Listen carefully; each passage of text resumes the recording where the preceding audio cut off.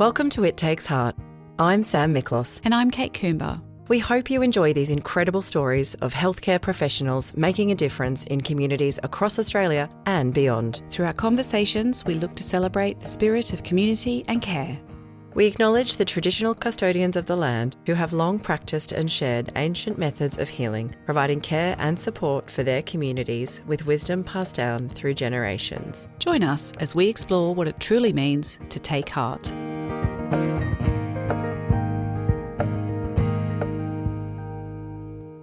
So our guests today are the unforgettable RN couple Helen and Nigel Naylor. They have locumed in many countries around the world, including the Middle East, the UK, New Zealand, and of course Australia. Our team have worked with Helen and Nigel for a good few years now, and they are so loved by our clients and their communities. In fact, often they're promoted while on contract or asked to stay on permanently. They embody the essence of nursing excellence. Their optimism, caring nature, adaptability and remarkable skill set have not only saved lives, but have also inspired those around them to strive for the best in healthcare delivery.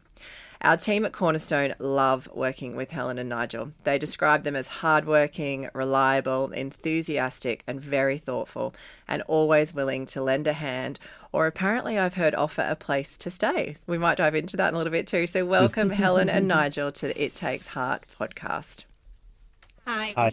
Morning. So let's get started. I want to understand where you both are now, because you're both in different spaces. Where are you? Helen, do you want to start first? I'm in Kalbarri where we both started, and then we kept extending because we give the staff Christmas off, so we stayed behind for Christmas, and then they asked me to move up into the Don role. We both decided before Wax did that if I was going to do a management role, it wouldn't be good for Nigel to still be here. Just because of the conflict or anything like that. Yeah. Not that we can't work together, but if there was an issue, Yeah. how would it roll out? Yeah. So And so then, Nigel, where are you at the moment? So I returned to New Zealand at the end of I've been home a month. I'm due to fly out again tomorrow. But came home. Dad needed surgery, so I've come home, did a few jobs around the property, a few shifts at home as well. Yep. Just to obviously keep my skills up in New Zealand. It's certainly a different level of nursing. Again, it blows me away the autonomy we get in Australia. Working the way we work. Obviously, with Wax we use ETS where we work. We don't usually have a doctor on site. And coming home to work in an establishment where doctors are there, it's quite challenging for me personally because you almost have to wait to be told to do something. Whereas obviously when we're in WA, we're expected to obviously roll with the situation, get on, make those judgment calls, and then obviously work alongside ETS. So yeah, it's quite different, but really enjoy being home. It's nice and cold. I bet it is, yeah. And a few frosts. And is it unusual for you, though, being apart? Because typically, would you be together? We normally work together. So when I did Carnarvon last year, I was there a month before Helen arrived. And then obviously, we've worked in most places together. So obviously Carnarvon, Kalbarri, Northampton, we've always been together. And like Helen just said, we decided from the outset, if Helen took the management role, I would step down and move somewhere else. Because when we were in New Zealand, I was the manager of a large ED and Helen was one of my staff at the time. And it just, even though there wasn't a problem, it just created the possibility for conflict with other members of staff. So we decided from the outset, like Helen said, that I would move away. So I'm heading back to Mullawa. So a smaller site, but looking forward to it. How far away from each other will you be then? About 2.5 hours. Okay. And do you would you stay together, or is it more of a weekend catch up? No, we'd catch up on days off. And work through that way. Yeah, lovely. ooh la la. Yeah, right. Ooh la la. Watch out. Some fancy dating potential out there in WA. Do you know what? Helen needs me to do her ironing. That's I love that. How rude! I not to do And what do you need from Helen, Nigel? Do you know what? I would love to go back and talk about your earlier career and maybe where you met. You know, we get detecting accents, obviously, and where's home? Touchy ground. Oh, okay. where did you That's study? a wrap. So obviously we're both from the UK. We're both from Yorkshire.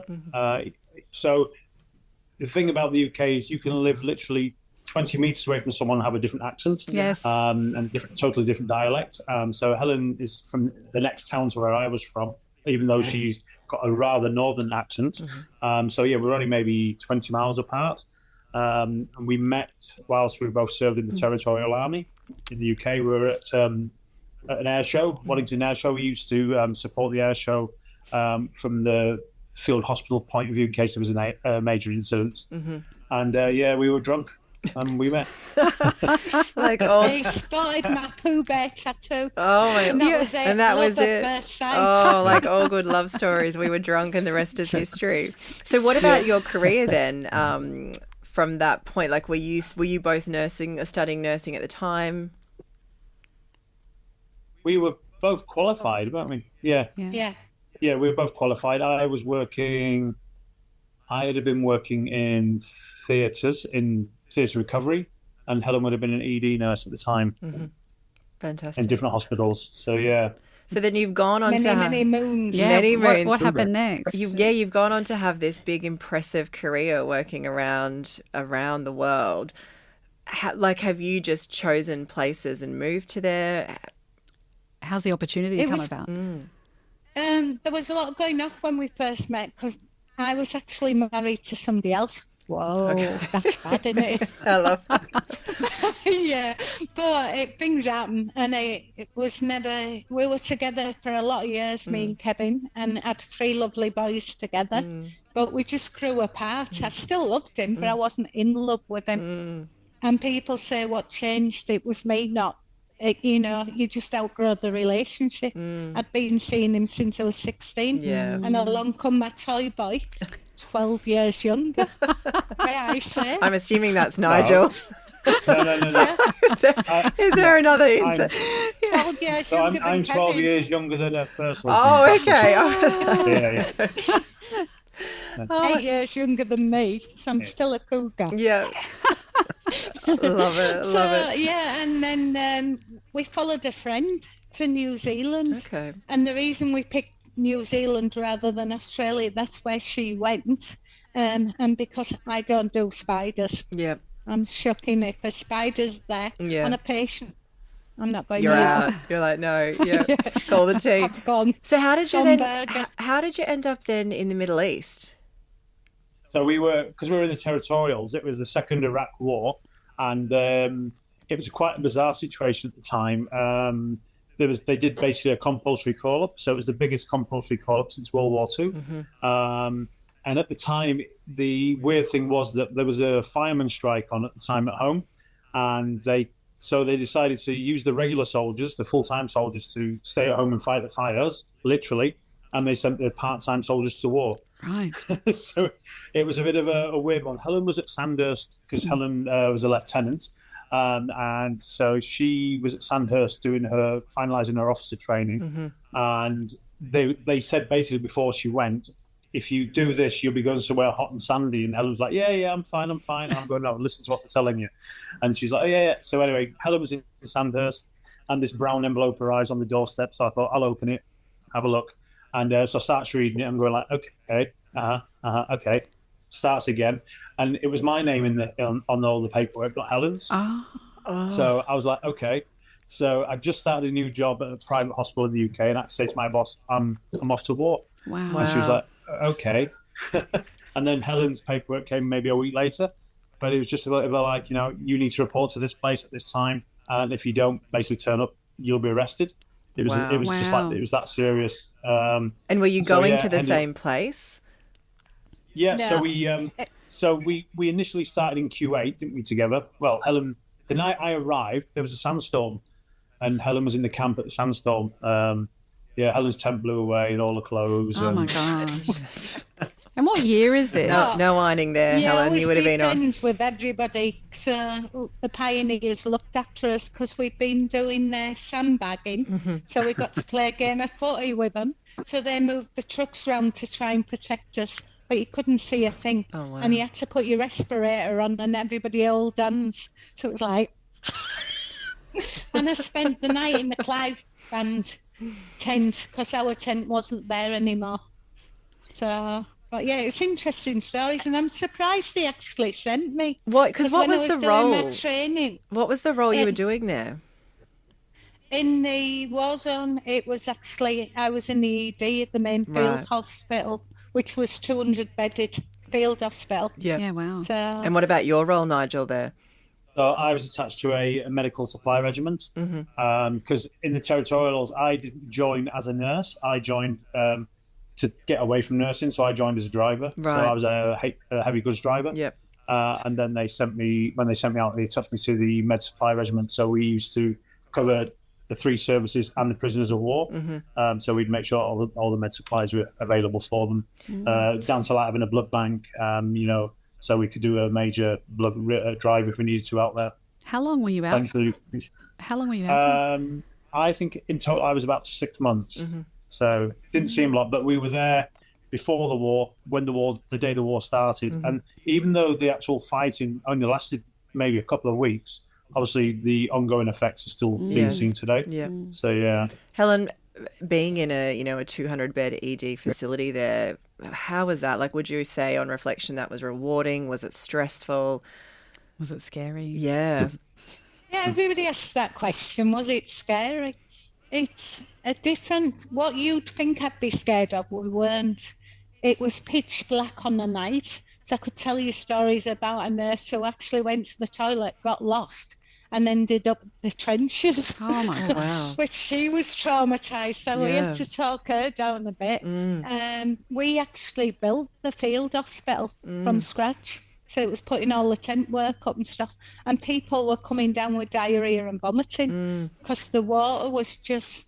They'd sent out natural spring water but left it in the desert conditions, so it was like 50 degrees and it was cooking all the bugs. So people were getting sickness and diarrhoea. Yeah. And, and it's actually an event that's in the British Army to get dehydration. Oh, wow. Yeah, wow. But what do you do when they're This is it. I was just going to say, absolutely. Yeah. So how did you get to Australia? So I'm going to do what Nigel says with how did we get into nursing? All right. By a plane. Fair point. Fair point. That was Kate's question.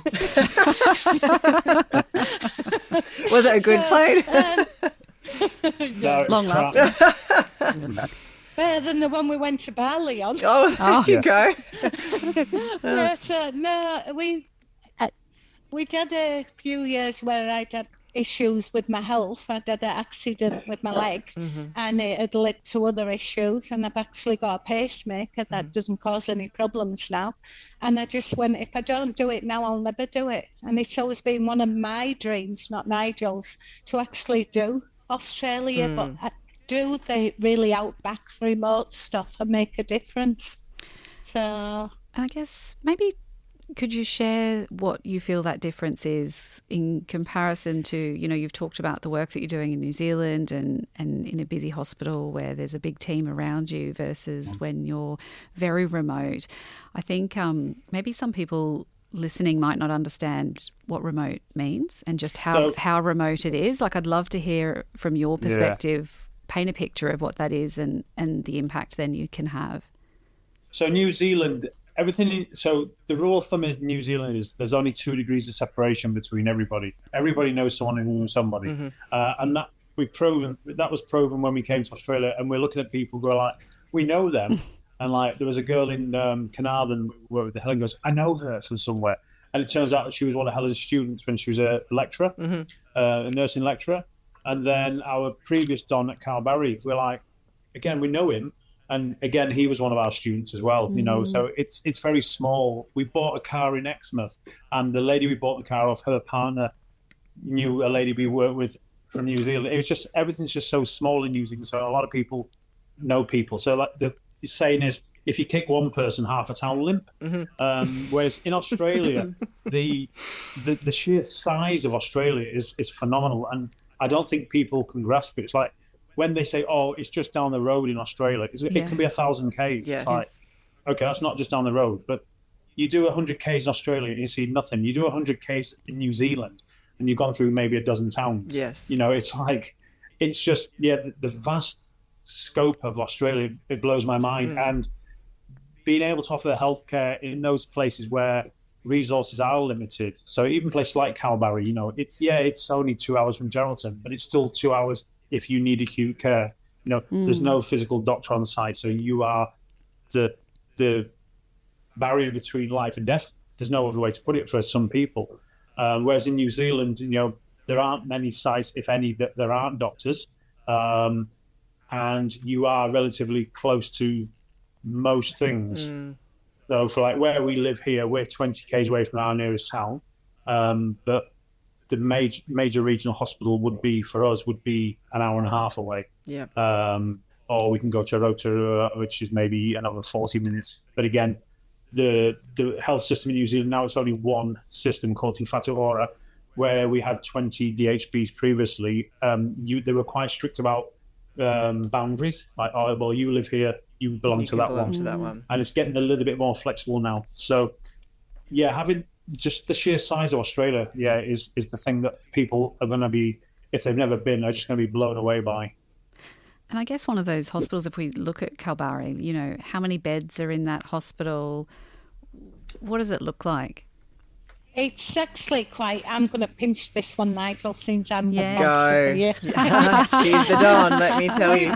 Yeah, we've got 4 bedded, like little ward thing if somebody needs to stay overnight, and then we've got a palliative bed. Yeah. And what's nice is you get the privilege to meet the community, the people there, so everybody knows everybody. So when you go to the shop, we bumped into a lady who I call my Kiwi sister from another mister. I love it. As she's come in for a patient, and I was just like catching up and I went, "Oh, hi, how are you doing?" Meaning, how was she doing? Yeah. And she went all on about her injury that she'd been in, and I thought, no, that's not what I want to talk about, you know.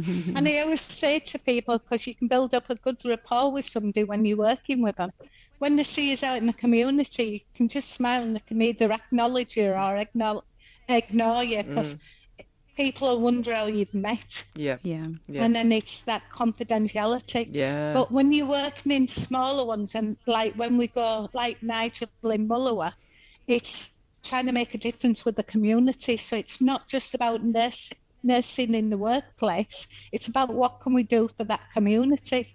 So we'd even looked at maybe doing some volunteer working for St John's, if was there a way we could do that. Yeah, fantastic. As we move along, because Nigel actually does search and rescue in New Zealand. Right. He does it to go up in the helicopters, I'll tell you. That sounds all good, but yeah, there's ulterior motives. But yeah, it's just, we like education. So one of the things we looked at was maybe he doesn't know I've thought about this. This is my next one. I love that you're about to drop this. Nigel's like, right, strap in, Nigel. Let's plan this out.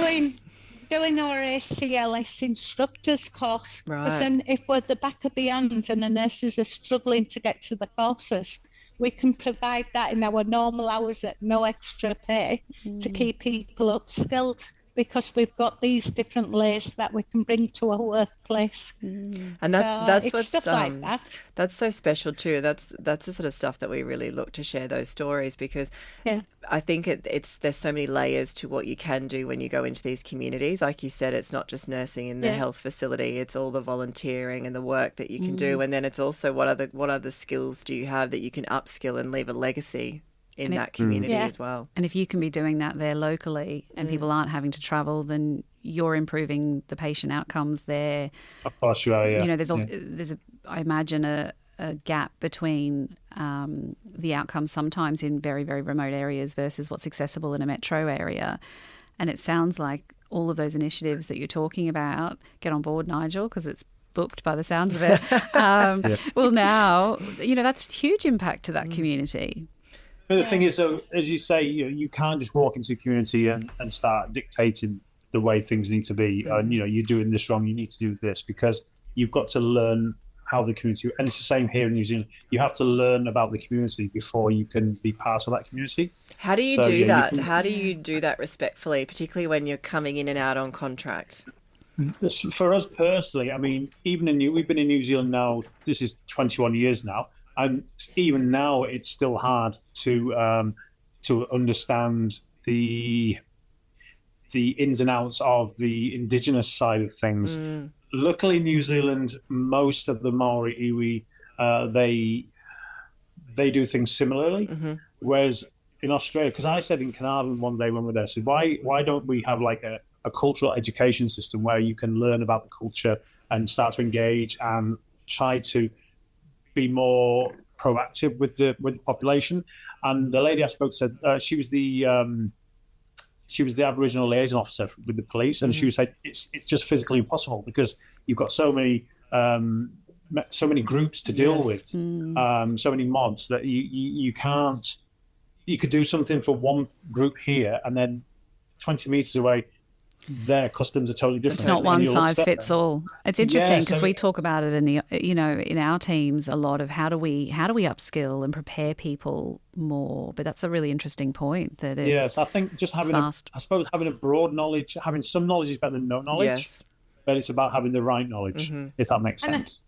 I think sometimes on a less serious note, it's just be genuine and talk to people. Yep. So I use a lot of fun and humour when I'm working. It's just, and believe it or not, so does Nigel. So we get up to all sorts. And I think it's that genuine thing. So I'll say to someone, look, if I do something wrong, tell me, I'll be mortified. Yes. And it's genuine. And it's lovely. I upset a lady in triage and I didn't.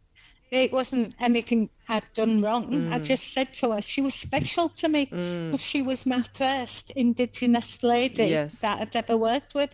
And I says, so she'll follow me wherever I go because I'll remember her. Yeah. And she's burst into tears. Yeah. And I was like, oh my God, I've made her cry. Yeah. But we had a laugh and a joke and I just went, I'm sorry, I didn't mean to make you cry. And I think she was just touched. Yeah. Because it was genuine. Genuineness. And the other thing that worried me was we're English. And I thought, is this going to be a bad thing when we're going to these communities because of the lost generation and stuff like that? And you do feel it. But everybody's been absolutely lovely, and because there's no filter, I am what I am, they actually appreciate that. And so I do stuff a little bit outside the norm, so I've arranged for people to get home with the attendants. And, one of the ladies said, you should come out back. She said they'd love you. Because I tell jokes, I'm straight up.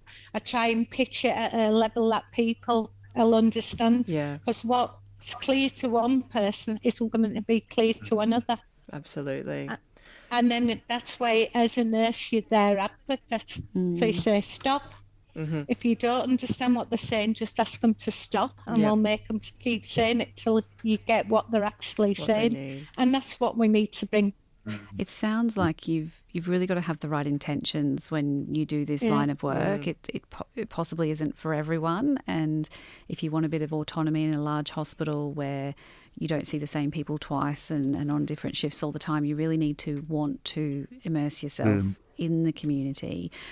I guess for someone wondering whether this could be the career for them, or could they do this for a couple of years, or could they try it, what advice do you have, or really, I guess, little nuggets of that's really, really critical for them to know and understand? I always tell people, even from a New Zealand perspective, I've spoken to staff while I've been working here, and they say, "Oh, I really want to." I say, "Go for it, do it." What we found coming from the UK to New Zealand initially was the opportunities here are amazing. They really, really are. In the UK, when we were there, it was like, pardon the pun, it was a bit like dead man's shoes. You had to wait for someone to leave or die before you could progress through the system because it was so tight that everyone was fighting for the same thing. Whereas come to New Zealand, I've done multiple things. I've been management. I've done nurse specialist roles. I was a duty manager in a large 1,000-bed hospital. I've been able to do these because I've strove to pushed myself, and the opportunities have been there. It's the same in Australia. If you want it, you can do it. The only thing stopping you in Australia is yourself. Yeah. It really, really is. Because, you can go, oh, I can't do it today because it's like, no, that's an excuse. Just go for it. If you do it and hate it, you just say, I didn't enjoy that, and I won't go back there again. Yeah. Because you won't know. What about training, Helen? You've kind of touched on a little bit there of cultural awareness training, the ALS. How do you manage the training component? I actually think Karana is a good move. Go into Karana and do them sort of courses. Yep. Somebody suggested it to us and we didn't. It's one of them adages, you don't know what you don't know. But Karana will get you ready for the different steps. And even if you don't want to go remote, which is where we're heading, somewhere like Kalbarri, it's still a good sound courses to do, regardless of it, you're at the older end, like both me and Nigel are, or the younger end, just to get you ready for them placements, because it's lifelong learning, is nursing, it always has been. Yeah. I do think make sure you've got your ED experience in the bigger hospitals, because you're exposed to more. Yes. But then you knock down to the actual assessment skills and stuff.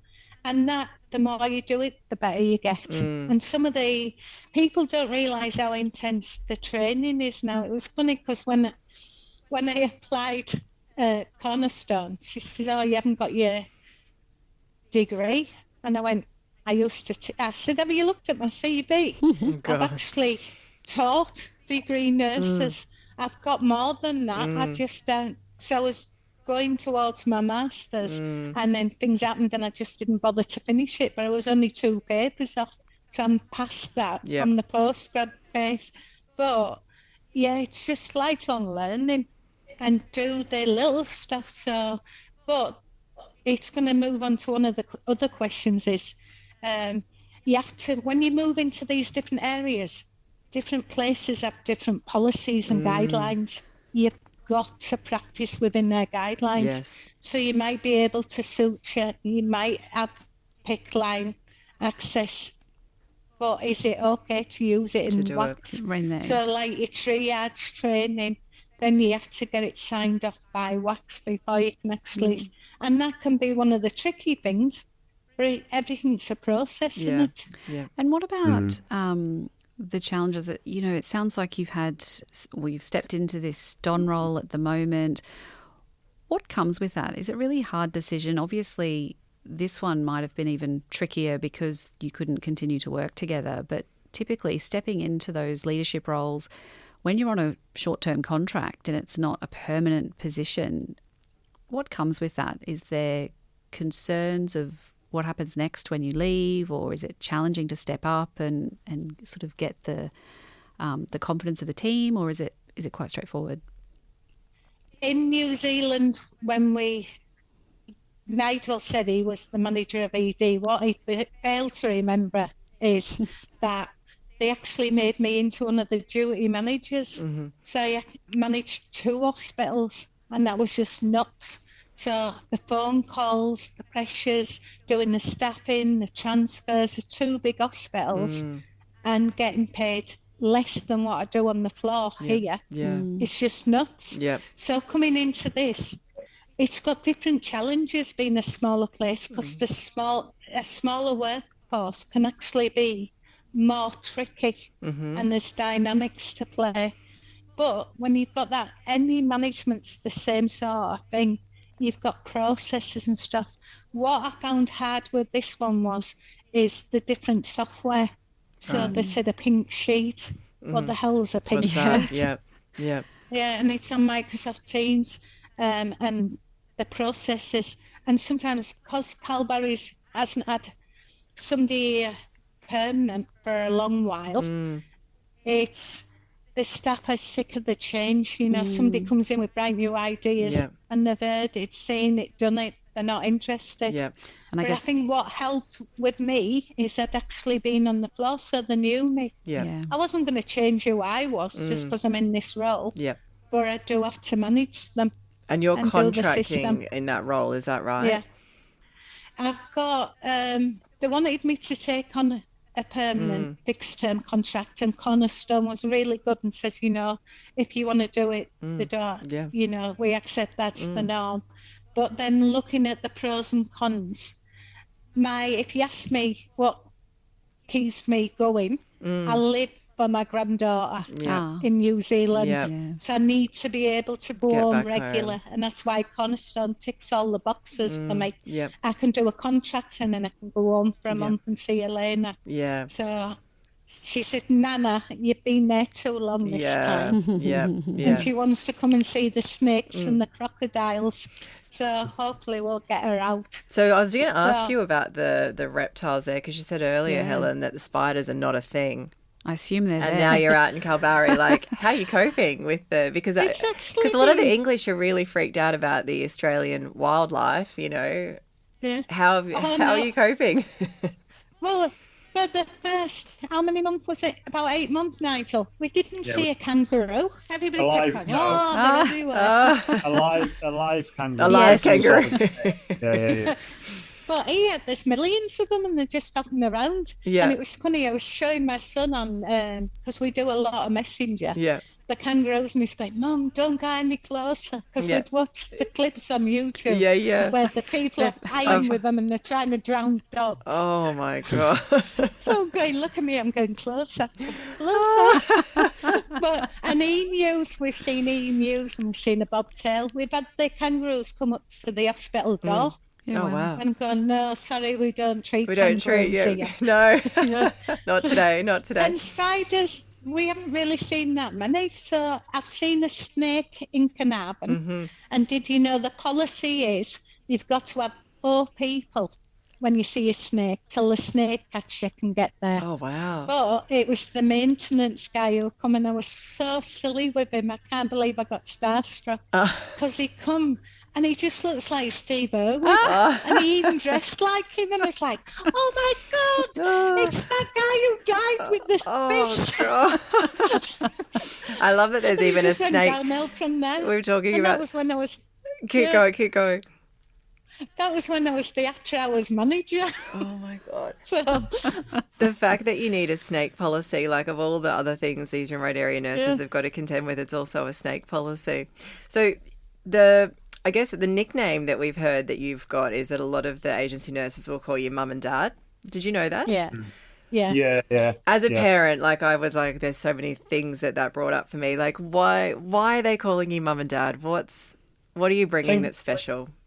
I think we treat people like they should be treated. So everyone deserves the right to be an individual, but we try to look after people as well. It's like Helen says, you know, if it was our kids that were somewhere foreign and, you know, and they're on their own, because a lot of these people are traveling on their own. So we're quite fortunate because we're a couple. Whereas if you're a young single female, so somewhere like Carnarvon, where not to put people off, but, you know, the local children can be quite intimidating at times. You know, they're running around, they're slapping them on the backside and things. You know, it's quite off-putting. Yeah. You know, for young pretty girls to be, you know, walking around somewhere at night. So we just try to look after people. We invite them to do things with us. If we've got a bit of spare food, if we're leaving, we always pass the food on. It's about paying it forward. Yeah. And we just like to look after people because, again, you know, that's part and parcel of it. You know, we are a family at the end of the day. Yeah. You know, healthcare is a family. Did we hear the team talk about a story about a pub? New Year's Eve in a pub? Is that one we can share, or that's a later? Faces light up. Wasn't sure if we're being set up or not. It was last New Year's Eve. We were just in the pub and we invited one of the girls, Rachel, along. She was next door in the apartments where we were. And it's just come to the pub. There's a band on, and we had a good night. And towards the end of the night, we were on the dance floor dancing, and this guy just comes up and basically taps us on the shoulder and says, "Is it all right if I ask your daughter if she wants to go out for a drink?" We were like, "She's not our daughter." There's the mum and dad, You isn't can it? ask her. She's lovely. But you've got our So- approval. Yeah. Yeah. So, and it was funny because we were all Kiwis because we class ourselves as Quinglish. Oh yeah. So we're Kiwis. Yeah, I yeah. haven't heard that As before. well as English. Yeah, we're Quinglish. And if she was our daughter, we'd be well proud. But we said to her, you know, if she didn't feel safe, we'd stick around. If she was okay and she wanted to rendezvous with the guy. Yeah. She just had to say, we could go. But she come on with us.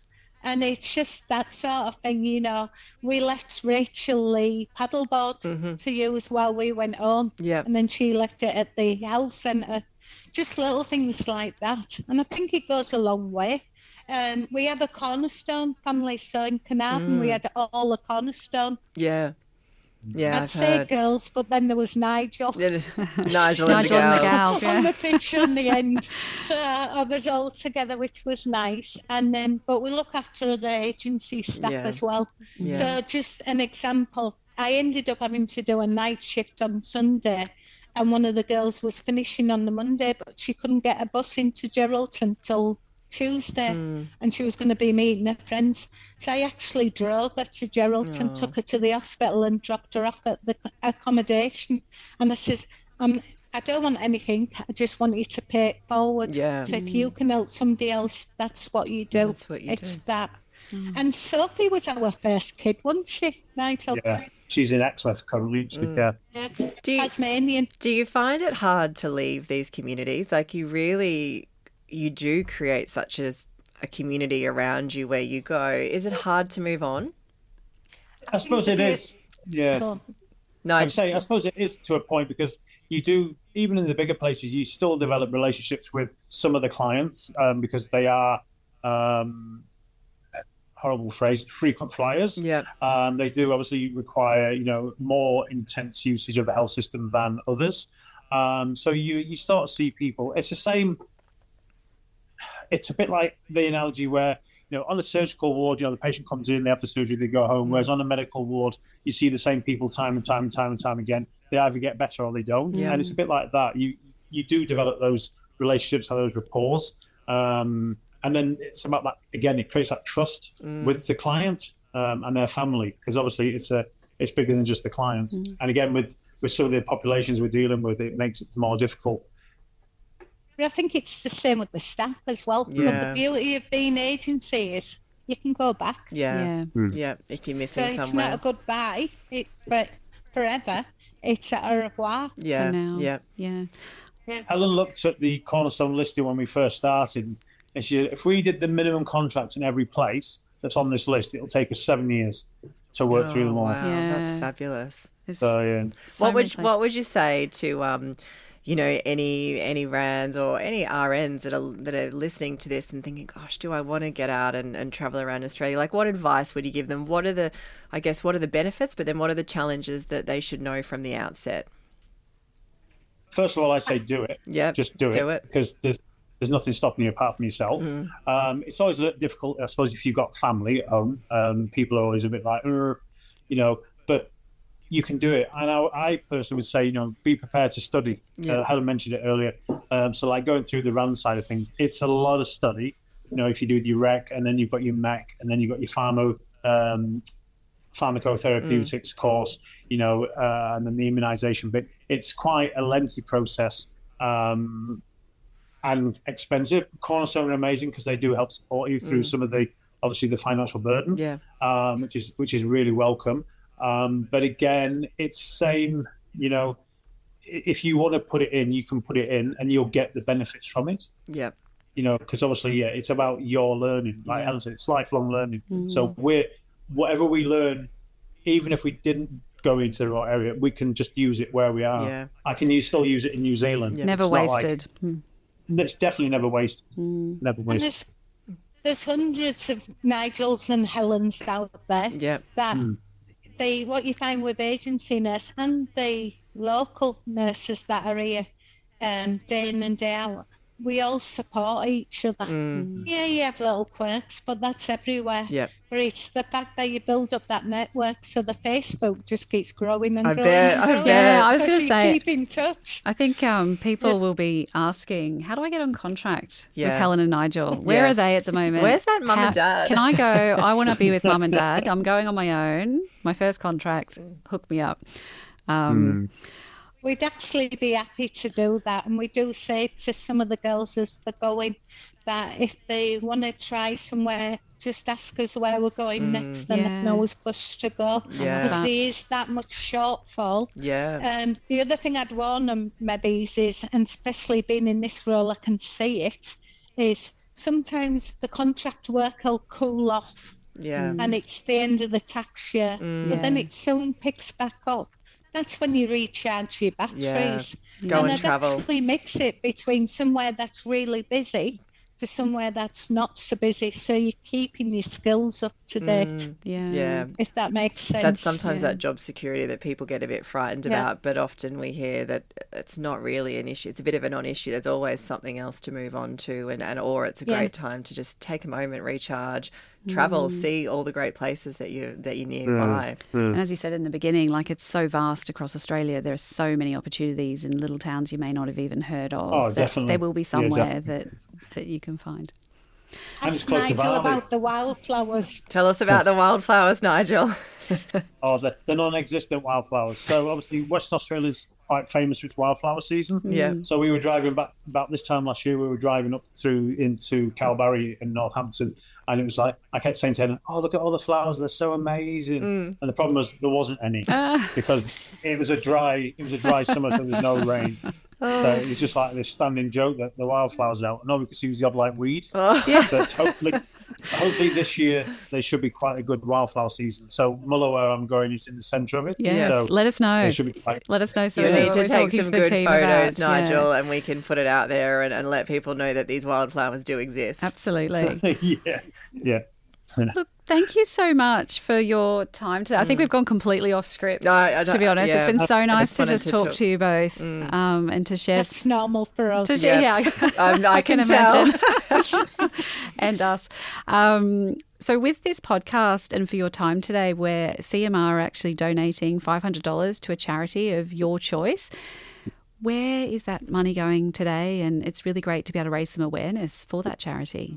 So we were a bit like at first. Helen wanted to offer it to one of the health centres we worked at, and I said, I think it has to be a registered charity. So we looked at it, and I found one on the system. It's the Western Australian Nurses Memorial Charity Trust. So they help with obviously helping midwives and nurses undertake research and obviously develop the nursing and midwifery profession further. So I thought that'd be quite good. That's fantastic. Can I ask Helen that if you were to give it to one of the facilities you'd worked, what would that have looked like? It's Northampton. It's the aged care. It was more or less for the residents. What would you have wanted to give them? It's just more or less, because I spoke to Di, the Don there, about it, and she was blown away. And I just went, just spend it on the residents. They go out for trips every now and again. They're really struggling to get staff there. And it touched me when we were working there. They were really, I didn't think I'd enjoy working in aged care, but they were amazing. It's like a little family unit, and it was just something for the residents. Something to cheer them up and got money. Cheer them up and actually give back there. So maybe take them out for a meal or whatever. They've spent a lot of money on the gardens, but they'd run out, and I just went, just spend it on whatever you think for the residents. Okay, fantastic. We might have a little chat and see maybe we could split a bit of that $500 or something. Because that would be beautiful. Thank you both so much. We have so enjoyed speaking to you. You are just such a wonderful couple, and I think we're losing Helen. She's gone all silent. There she is again. She's come back. I was like, did you do that, Nigel? Nigel put you on mute, Helen. But we so appreciate the time from both of you and the stories. And I think from a Cornerstone perspective too, thank you for looking after our community out there on the road as well. You know, it's lovely to see a community coming together and a little Cornerstone community out there. We've even pilfered stuff from other family. I heard you have keep grabbing those stuff. We do our little Christmas parties around the country in the area, so we'll make sure we find out where you are at Christmas, and hopefully you've got a little community around you of Cornerstone. Cool. Thank you. Well, it's like anybody who's actually looking at moving to Australia. I say to them, do the internet. Do the internet's going. do Cornerstone or an agency, because then you can see where you actually want to settle down before you make the big leap. Good advice. So And very we're a true. family. This is Family. it. We definitely are, and we talk a lot about the community, like you're part of our community, you know, and that's so special for us. And hearing these stories will no doubt inspire other great candidates to get out there and jump on the bandwagon and do what you're doing. So thank you so very much for your time today, and for your time always for the team. Yes, thank you. Thanks for listening. Don't forget to share, rate and review. This allows us to reach more people and share more incredible stories. Click the follow or subscribe button to ensure you never miss an episode.